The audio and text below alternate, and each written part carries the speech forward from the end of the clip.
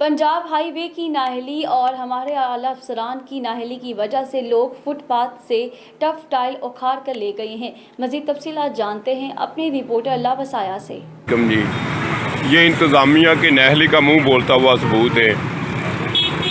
ये फुटपाथ बना हुआ है, सारे फुटपाथ से टफ टाइलें गायब हैं।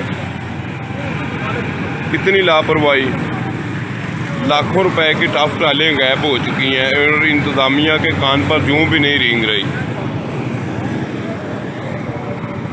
ये देख लें, ये तकरीबन जितने जगह पे ये रेहड़ियाँ लगती हैं ना, तमाम जगह से ना टफ टाइलें गायब हैं और इंतज़ामिया ख्वाबे खरगोश के मज़े ले रही है। ये देख लें, ये आहिस्ता आहिस्ता सारी गायब हो रही हैं। चंद दिनों में ये बिल्कुल साफ़ हो जाना हिस्सा।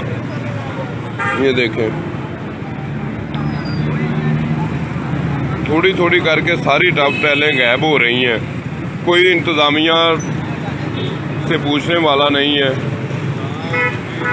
ये जहाँ तक ये रेहड़ियाँ लगी हुई हैं, तोड़ तक इस फुटपाथ के ऊपर से टफ टाइलें गायब हैं। आखिर कौन सी बला पड़ गई है जो ये सारी टाइलें ले गई हैं।